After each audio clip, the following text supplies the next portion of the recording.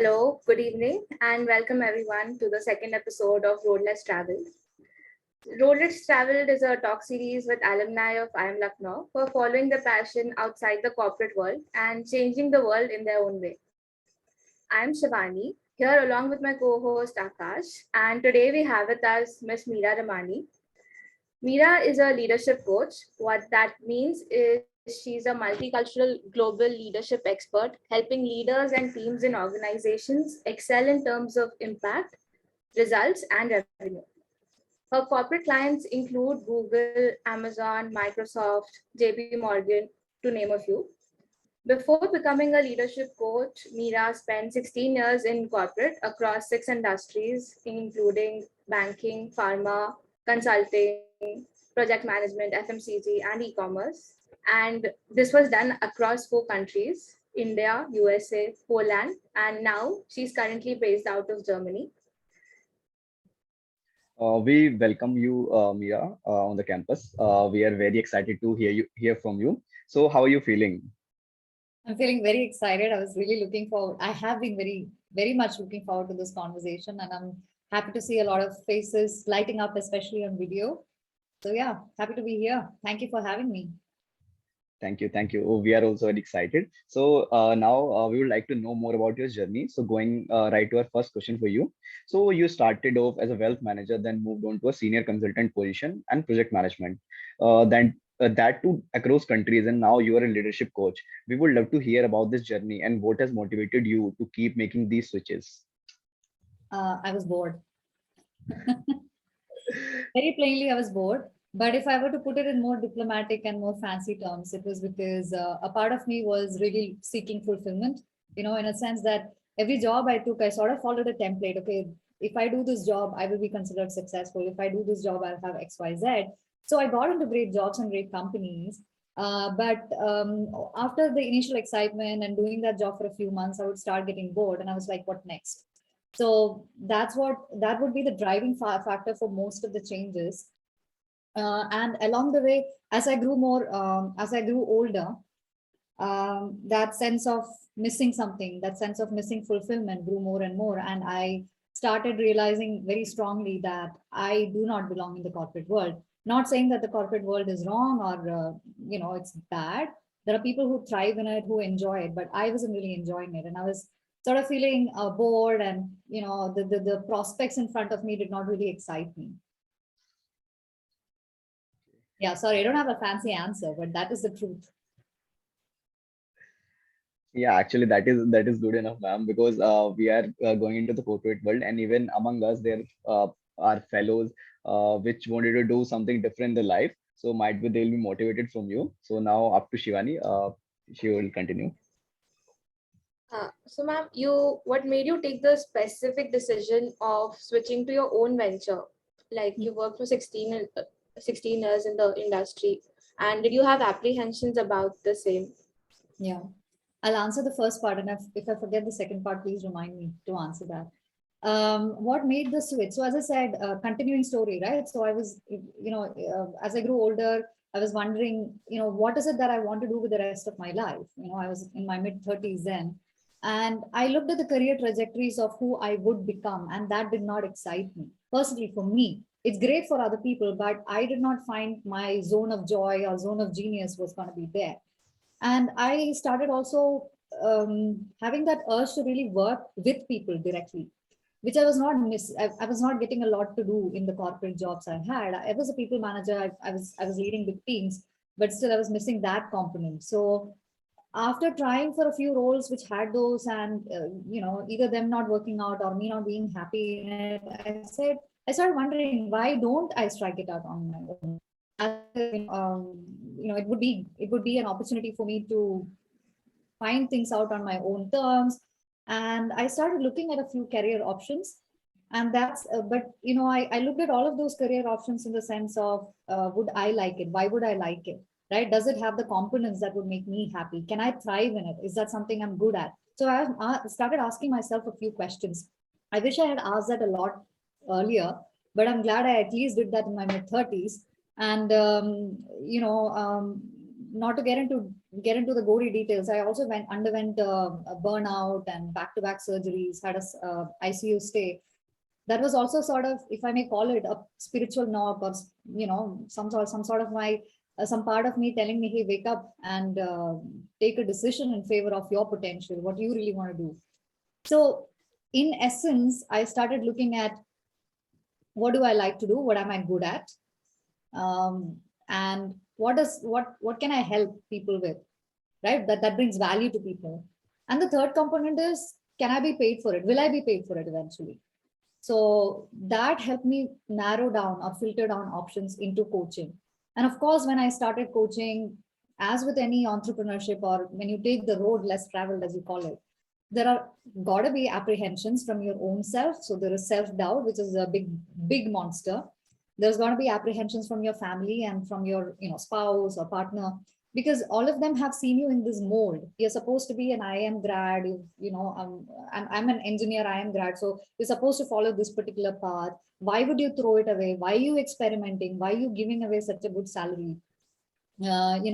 So those kind of questions come, and that sort of feeds your inner gremlins, the voices in your mind that say, seriously, can you do it? What if you fail?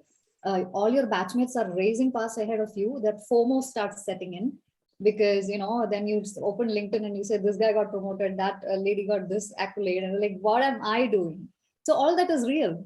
So all those fears of missing out, failing, what will people think, all that in big proportion, I faced all of that. So I hope I answered your question. But please feel free to ask. I'm willing to share more. I'm just trying to stick to the question and answer in more details as much as you ask me. Yeah, so actually, like you mentioned that as we grew older, so there's always something in our mind that we would have done this thing differently. So we wanted to know that what advice would you have given to your 25-year-old self? I particularly like that question because there is a lot I would tell her, but I'll try to keep it to the top three. First of all, is this whole thing about self-doubt or confidence. And that is part of my work as a coach now, as a leadership coach. I work with leaders on upping their confidence and all teams and all of that. But so confidence has always been part of my journey. So my first advice to myself as that 25-year-old is, you will face a lot of situations that make you doubt yourself. You might have dreams, and there is a part of your mind which will tell you you're not ready or you're not good enough. Or there could be, a fellow student or somebody else will tell you. You may even be bullied. I was actually, as it happens to a lot of people, I also had some bullying incidents. So all of those do bring down your confidence. So there is that inner chatter which tells you you're not good enough. There could be the external world that's telling you you're not good enough. But from time to time, we have to take a step back and say, is that really true? Right? And really be your best cheerleader. Remember your accolades, even the smallest accomplishments. We have to remember that. So confidence is very, very important. And that's something you have to grow. And today you're in the campus, tomorrow you'll enter the corporate world. Confidence is something that I would say is the best piece of outfit to wear. It feels good. You are then in touch with your brilliance, and then you are able to show up in a better capacity to the external world, not to get external recognition, which will come, but it has to start from within. So self-confidence or believing in yourself is the first thing I would tell my 20-year-old self, because I had very little of it. The second is, I would tell myself to understand what is that sweet spot which is the sweet spot or the confluence of what is it that I'm good at? What is it that I love to do? What is it that, I can be paid for, what the world needs? It's called an Ikigai framework these days. Basically, I would have asked myself that question, because it would have probably led to a lot less churn in my career. So I was busy following templates as what is the hottest job, what I should be doing. So I would really, and templates are good, right? You want to learn from people's experiences, it's not bad. But you do want to add a personal element and say, do I see myself being interested in that, excited about that, joyful about that? So that's the second piece of advice. So ask yourself, where do you want to be?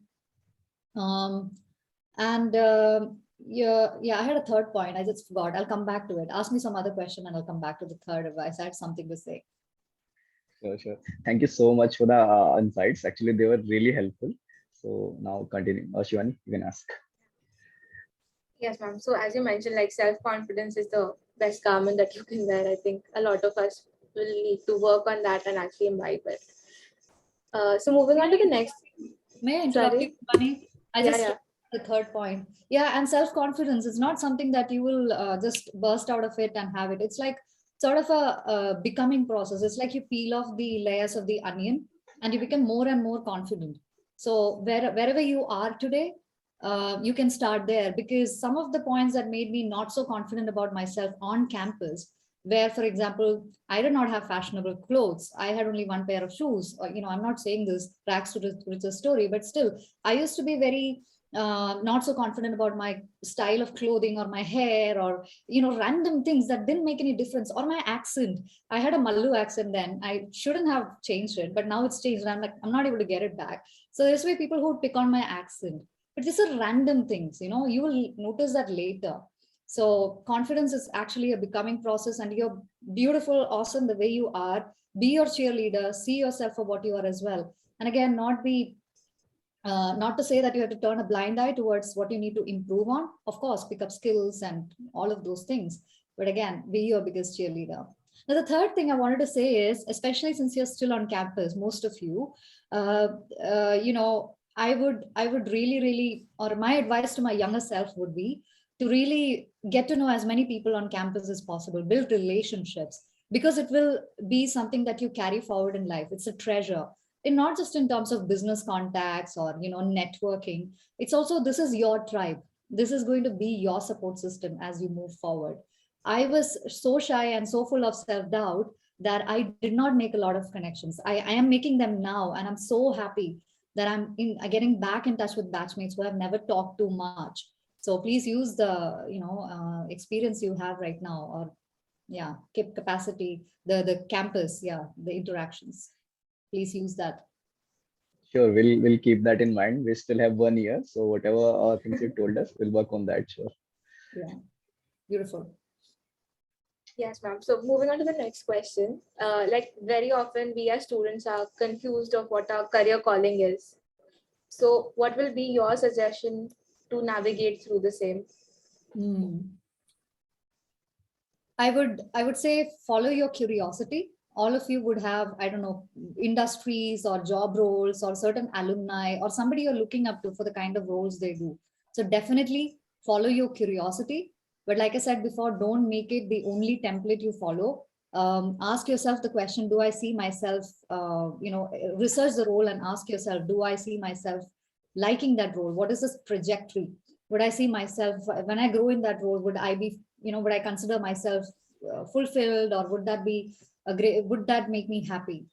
And then, like I said, there is a framework which I absolutely love. It is called Ikigai or not. I mean, you can Google, it's called Ikigai, IKIGA. Some people say that it's wrongly worded, but doesn't matter. It's a simple Venn diagram at the end of the day, which is what I've said already twice in the call, and I'm going to share it in more, clarity now. So the Venn diagram is where four things meet. The first thing is what you are good at, right? Either you are already good at it, or you have a propensity, or you have an interest to get trained in it and get better. So what you're good at, that's the first thing. Second thing is what you love, right? Fourth is what the world needs. So the point is, a lot of people come to me nowadays feeling unfulfilled after reaching huge levels of success. So that fulfillment factor has to be there. And then fourth is what you can be paid for. So when these four things come together, you have a sweet spot. Now I know in your 20s, you may not know what will fulfill you, what you love, or what the world needs, and all this crap, right? So 20s are an age to experiment, probably make some mistakes, talk to some of your seniors, get some ideas, but be open to making mistakes. You don't have much to lose, right? But keep this framework in mind as you move ahead in your journey, and you will see the dots connect.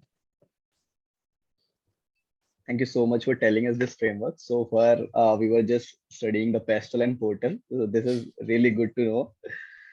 Okay, so my next question is like we have discussed about the self-confidence and it's a process. So I wanted to ask like how have you built the self-confidence and resilience over the course of your career? And what will be your advice to execute the same for the upcoming summer internship? Hmm. Good question. Back when I was suffering from a total lack of self-confidence in my 20s, I did not know that something else was possible. But I don't know, somehow, probably it's destiny. And all of you have that kind of, camaraderie as well, or you have that kind of people in your circle. I kept exposing myself to people who were happy and satisfied and fulfilled and confident. And initially, I used to admire them. Then a part of me started saying, "You can be also like that." I don't know whatever you call it, intuition, intelligence, whatever. So I'd say that can be you. So I started studying them, right? I even ask people, "How are you so confident?" So I'm a junkie that way. So I read, it's a mix of self-reflection and, looking at people who are experts in their field, whether the field is confidence or whether this field is coaching. I always look up to find best practices. Anyway, but the major inspiration is a part of you that tells you this is not it. You're more than that. You have a potential. You have, and I'm very ambitious, and that ambition kept driving me, saying that you're not going to settle for this. There is more, but for you to reach there, you have to improve your confidence. And I got curious about that. I had fun making mistakes and all of that. Of course, some of the mistakes were very embarrassing and soul crushing, in that age, right? When you go and stand up in front of a crowd and your voice croaks and your knees shake, it's not a great outcome. But every experience teaches you what you can do slightly differently the next time. So, like I said, growing more confident is peeling back the layers of the onion. And now that I teach how to be confident for a living, per se, what I would say is that voice in your head which says you're not enough, you can't do well, who are you to dream of this? How can you even do that? It's a false voice, right? If you can separate that voice and say, is that even true? And bring up evidences of that not being true. Be, like I said, be your own inner cheerleader. Your confidence will start improving. You will not be worried about the color of your clothes or the age of your clothes or how fashionable or unfashionable you're not. You will start appreciating things about you that, or you'll start knowing things, noticing things that that you've never noticed before. So again, when it comes to my career calling, how I gained the confidence is I started realizing that I'm very good at creating trust with people. See, people open up to me. I'm a good listener. I never considered that as a super skill, but actually, that is what is earning me my bread and butter today.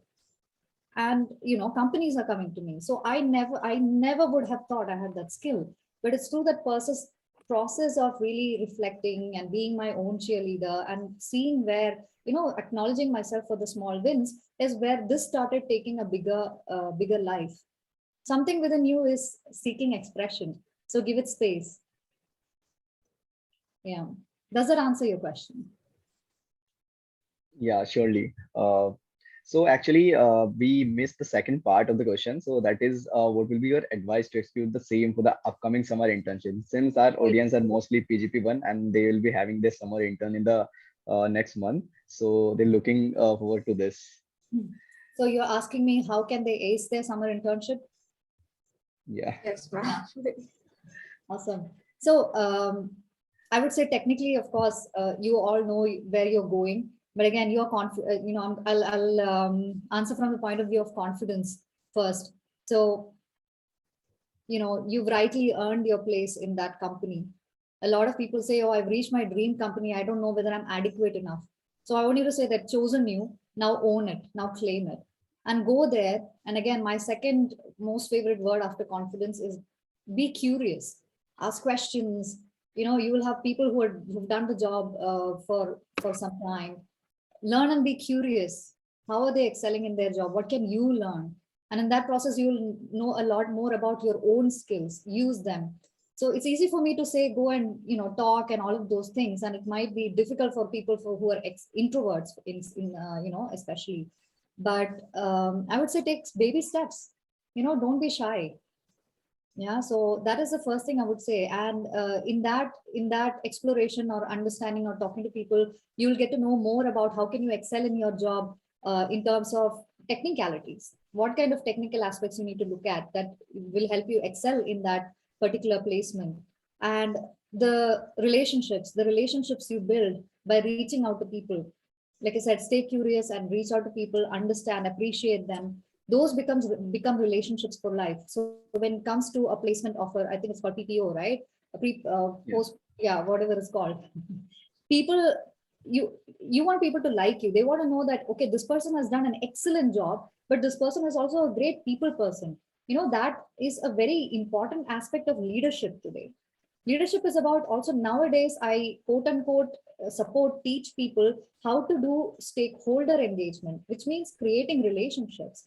And if you can start doing that starting from your summer internship, it's fine. And I'm not asking you to do fancy, flashy conversations. It's just be curious. Where are you from? What do you do? Just create that human interaction. And of course, your technical area. So, grow and learn and use this as an opportunity. So confidence, networking, learning from others how to be even more technically, grow your technical expertise.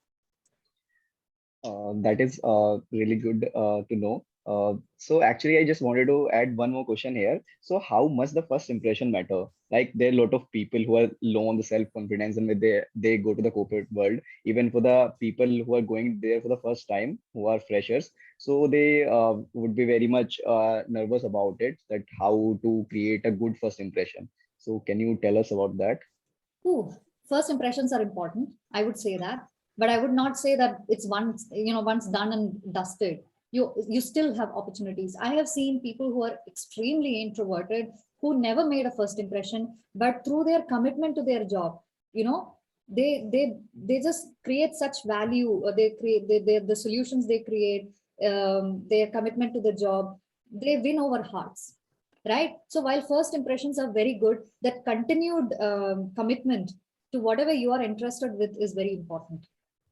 So yeah, I mean, so what I'm trying to say is, if your first impression did not go well, it's fine. Whether it's in dating, whether it's in professional life, it's fine. You still get chances, most likely. Hopefully. So just opening the session to our audience. Before that, I just wanted to ask one last question. So what was the best memory of your IIM Lucknow campus, and what did you miss the most about it? The best memories were late night walks. I had this habit of, picking up a couple of friends and going on walks around the ring, around the campus, and we would sit in one corner of, Sunsan Jaga, and we would order pakode from, what was that? Fauji Dhaba. It used to Soji be there. Dhaba. Yeah. So it was fun. We would order like hot chai and pakode at 3 o'clock in the morning. So it was very good. Yeah. Actually, yeah, we also love that, having those random walks. Yeah. So Call okay, them so now campus we'll, walks now. Say that yeah. again. We call them campus walks now. Oh, nice. Yeah, that's the thing I miss the most. So please go on 5 walks a day. Do more on my behalf. So now we'll open the session for questions and answers. So whoever want to ask any question, please raise your hand, or you can drop text in the chat window, whatever feels good.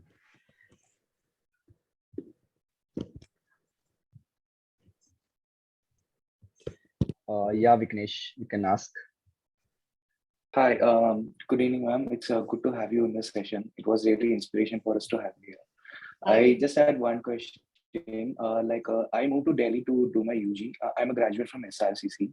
So at that time, like I had a cultural barrier, I'm also from Tamil Nadu. Like you said, you're from Delhi. So I had a cultural barrier and a bit of insecurity as well. And later on years, I moved on it, but now I'm a good person. But how do we overcome those insecurities and cultural barriers, which is very daunting for any young people? Yeah. And first of all, Vignesh, I want to honor you for the courage you've shown to come into this forum and say that. It takes a lot. I wouldn't have been able to do that at your age. So I As salute I you. said, it's gone now, so I'm yeah. Yeah, but still, I mean, I just wanted to honor you for that. And by asking that question, you're helping a lot of others in this forum or whoever will listen later as well.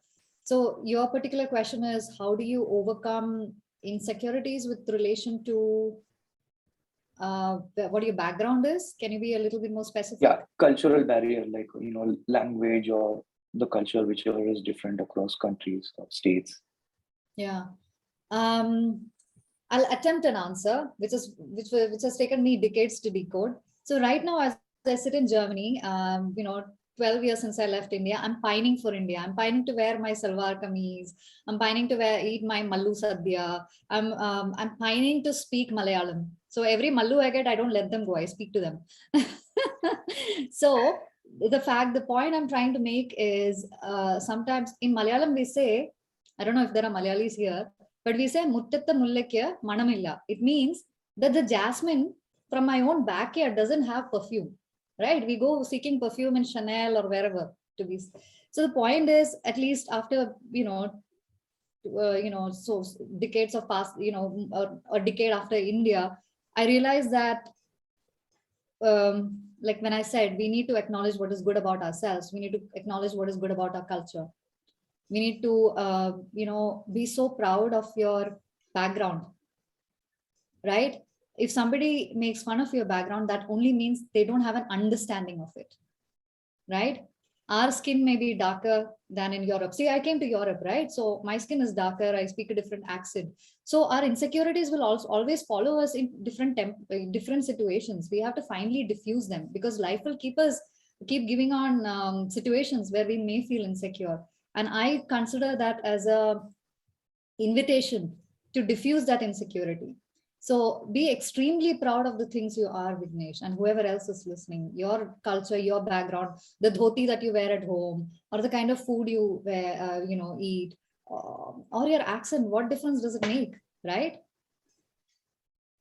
It doesn't make a difference. That's what I'm trying to tell you. I can't quantify it and put it in a framework for you, but I'm saying this is my experience, and I've lived in Germany for now 7 years, Europe for 12 years, and this is my experience. And initially I used to, so when I came to campus as a Mallu, I used to be bullied for my Mallu accent. Then I left India for Poland. I used to be, I faced some sort of racism for being an Indian, brown skin and all of those things. So the fact is, at some point you have to sit back and say, dude, it doesn't matter. I am what I am. I'm gonna speak my truth. I'm gonna give voice to my brilliance. And yeah, here I am. And here I am teaching. And I'm not saying this from an arrogant point of view. Here I am working with nationalities across the world. And I don't feel insecure anymore. And I feel proud talking about my Indian heritage, my Malayali heritage.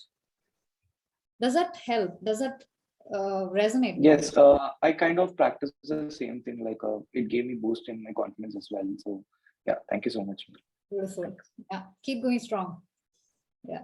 Sure. So we have our next question from Anushuti. Anushuti, you can ask.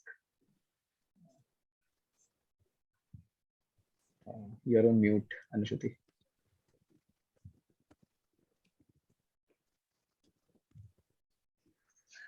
Hello.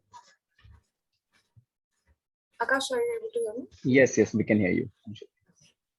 Okay, thank you so much, ma'am. The session's going great. And I was curious to know what kind of problems do people approach you with, or what are the issues that industry leaders are facing these days where you come in? Thank you. Thank you for demystifying what I do. So I know probably a lot of you don't know what a leadership coach is, and it's not yet probably time for you to think about that. So what I help people with is I typically tend to work with senior leaders in the industry, so senior directors, VPs and above. So usually they've reached a point in their career and they either feel that they're stagnating, or like I said, they're not feeling fulfilled in their careers. They're like, okay, I don't know what is the pivot I should take in terms of my career. So it's in terms of really helping the person understand themselves, what would make for a fulfilling life for them, not just career, fulfilling life. That's something I help with. Confidence, even if you believe me or not, is still an issue at that level. People still have imposter syndrome, confidence issues. So, I help them decode the layers of conditioning they've had and help them, adopt different mindsets. Then another thing is, another way people get stuck in their careers is, like I said, they might be performing at their peak in terms of technical expertise, industry expertise, all of that, but they have not built the network. they might have, they would typically come and complain about politics, right? Or favoritism in their company. But if you decode it, people have not made an effort to create that human to human connection in organizations. So that's something I help them with. So basically my work consists of 7 components, right? I've codified it. I'm an engineer. So basically I've codified my leadership coaching into 7 components. First component is the vision. What does an Akash or Abhishek or Shivani or Anushruti want to experience in their life? What is a big vision for their life? What makes it truly unique to them, right? That is where your values, personal values come in. So that's the first component. Second component is confidence, which I've been, talking about. Third is effective communication. So it's not just about what you speak, your written word, what kind of personality do you show up with, right? It's not just when you speak, it's also when you don't speak. So communication is a broad aspect. Also, when you give presentations, how do you show up with leadership and effectiveness? So that's the third aspect. Fourth aspect is, like I said, stakeholder mapping, stakeholder engagement, networking. Fifth is how do you manage your time, energy, priorities, all of those things. Sixth is executive presence, personal brand. It becomes more and more important as you grow in your career. And seventh is, like I said, career redesigning, right? You've come a certain way. Now you want to, relook at your priorities and create a different or turbocharge a career that has been flagging. So those are some of the components which I've codified into the 7. Hope that explains. Absolutely, ma'am. Gives me a good idea. Thank you.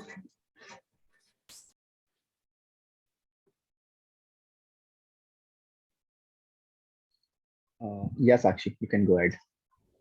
Hi, ma'am. Hello again.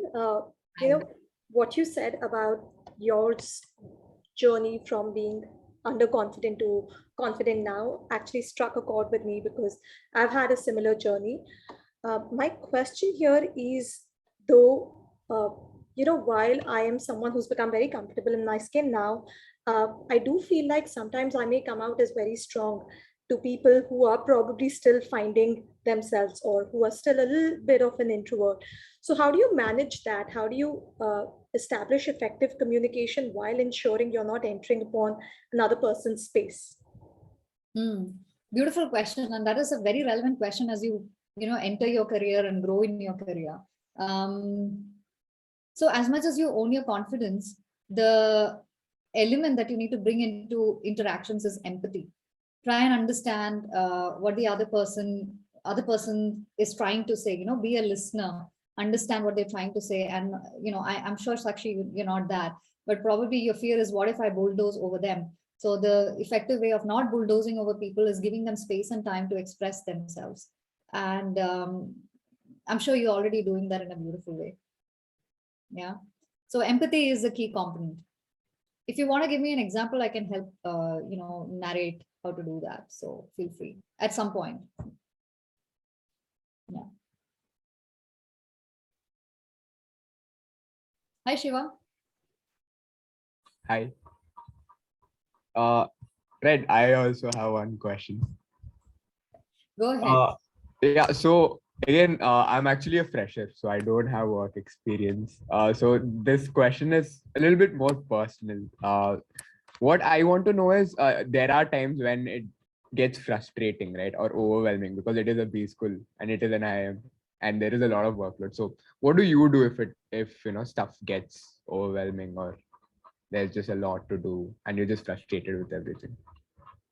Thank you for that question. And I believe that is a very pertinent question for all, but it's still a little generic for me I'm not able to understand the struggle here. So let's jam, you give me some more. So overwhelm is something I felt as well in the campus, but sometimes we might feel that because we give ourselves a false narrative of what our responsibilities are. We might be taking on too much because probably, especially in the corporate world, and it applies to campus as well. I remember that you might take on obligations and you might say yes to things you actually cannot, or you may not want to. So there is a people pleasing component that comes in with saying, how can I say no to him or her? They're my friend, they're my this, they're my that.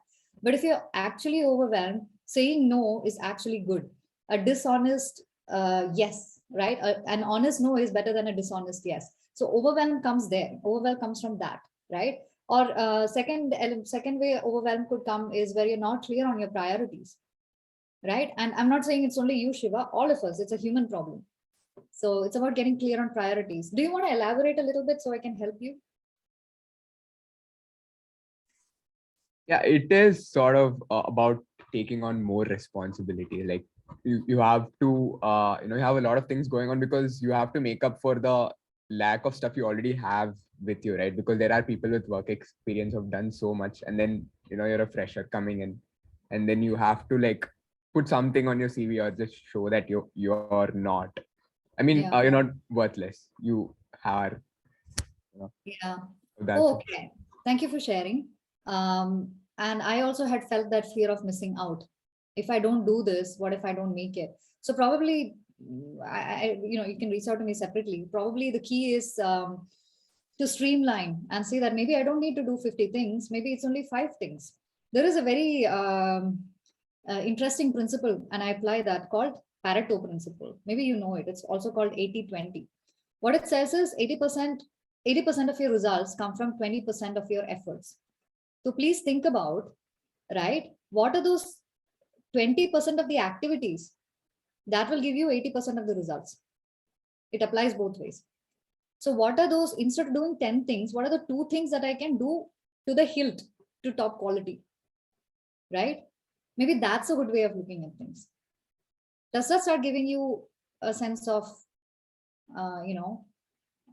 support? Does that make sense? Yeah, it does. So I remember when I was fresh, I was new to campus. I only had a year of experience when I came to campus in 2004.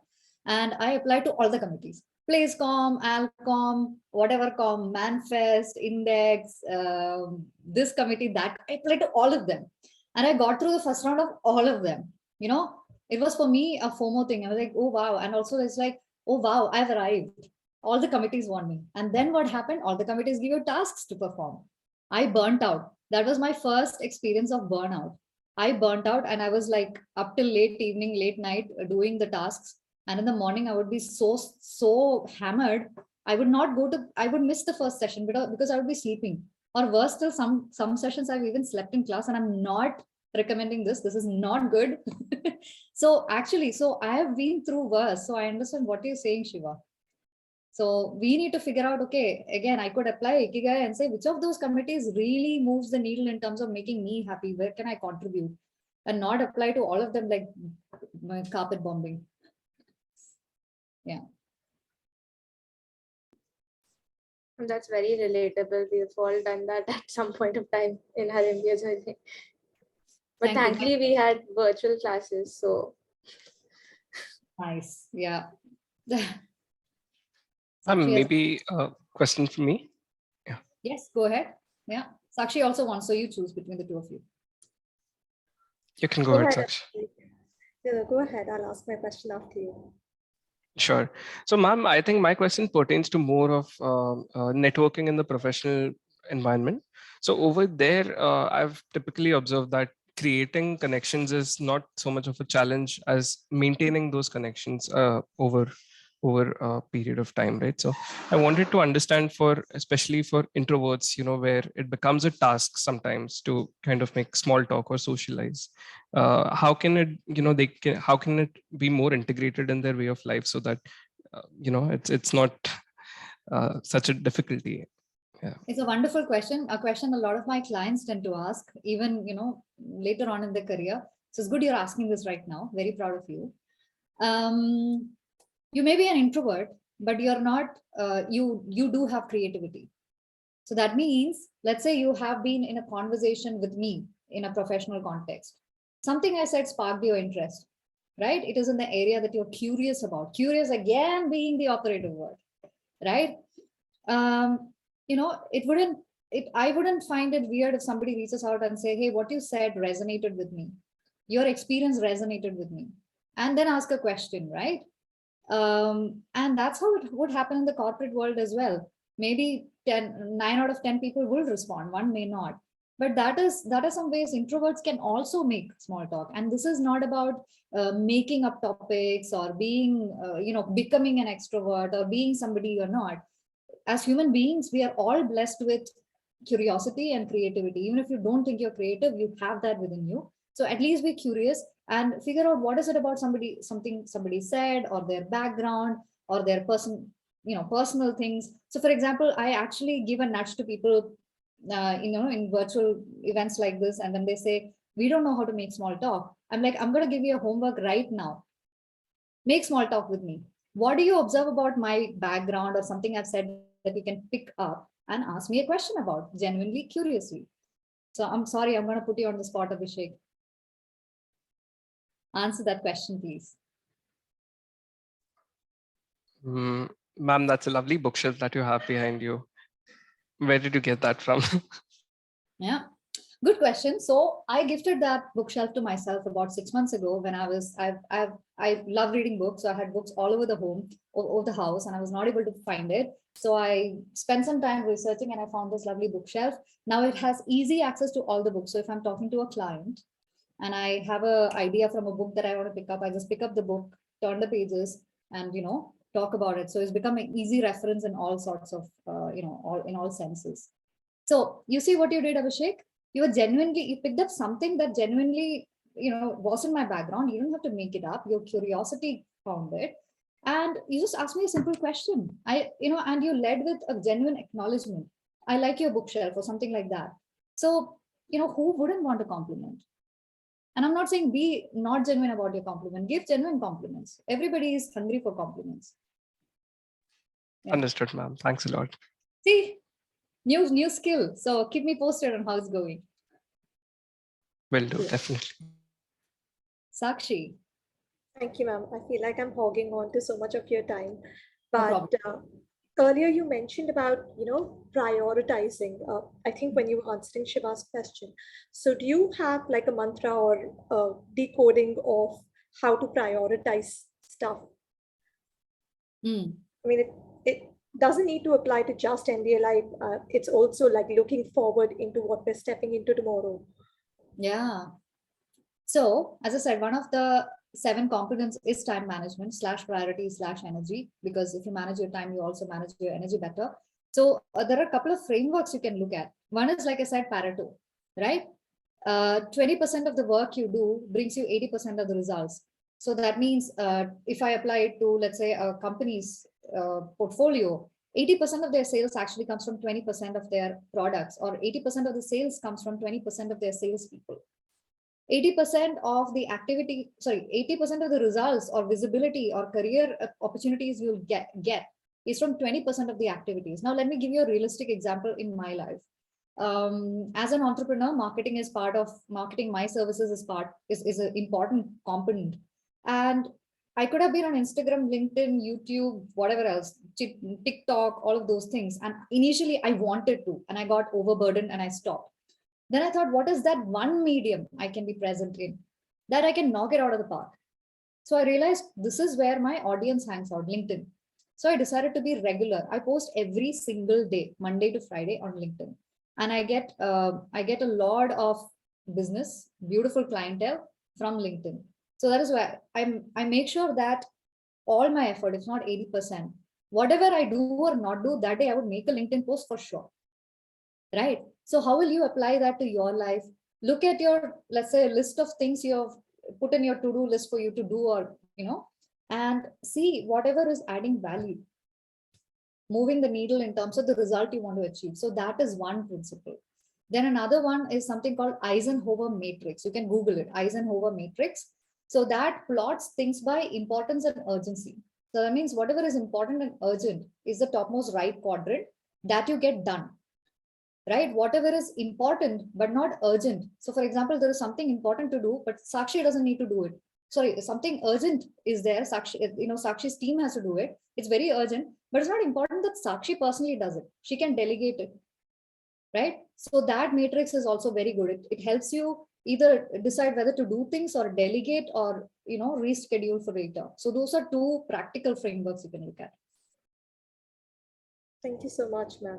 Also, very well. Lovely background. Oh, thank you.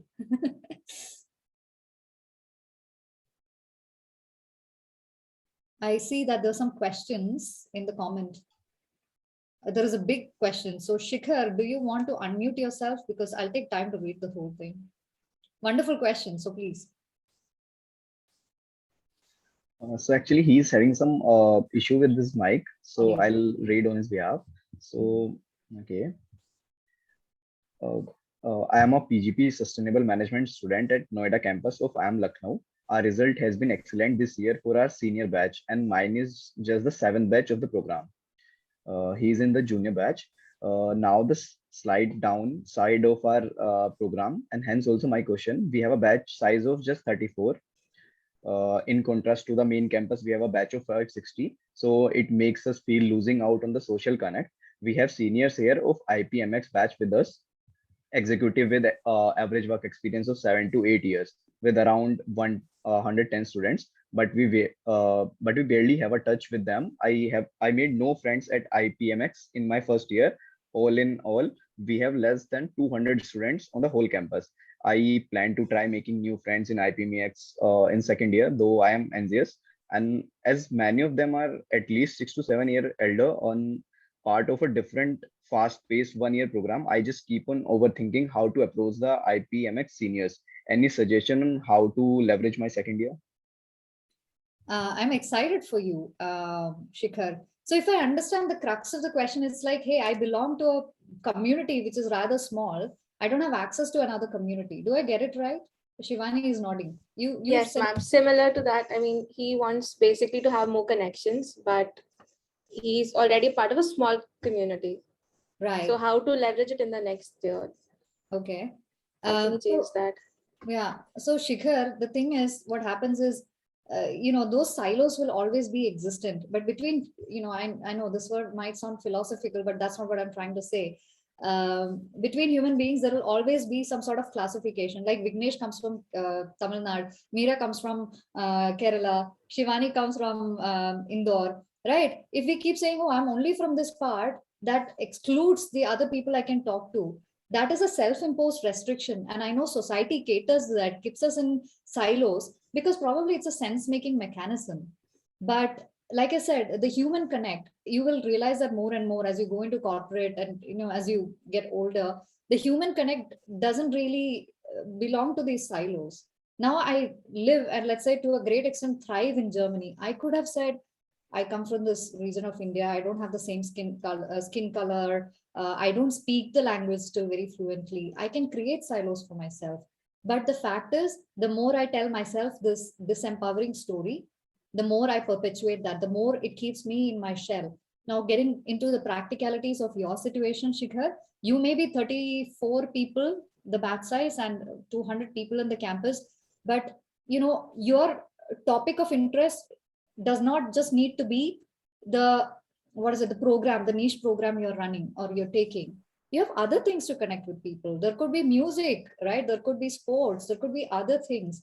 And believe me, where years, just a few years after leaving campus, you will not talk about the subject matters you took.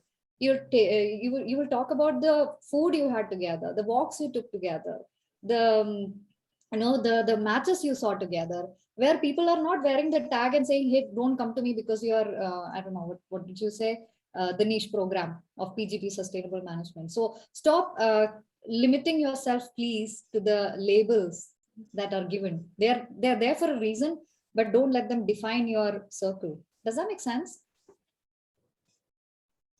Yes, ma'am, definitely makes sense.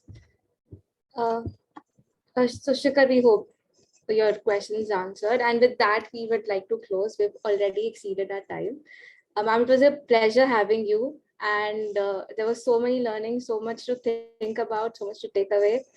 And we would love to have you again, maybe on a different topic. So yeah, it was a pleasure hosting you. Yeah. So thank you for giving me the time. And I just don't want this to be our first and last interaction. So as I said, I'm on LinkedIn. You can connect with me there. You can also email me. Shivani and Akash have my email. So I would love to be in touch with as many of you, each and every one of you as possible. So please connect with me. It would be a pleasure for me. And all the very best. Thanks a lot. Thank you so much. Thank you. Thank you so much.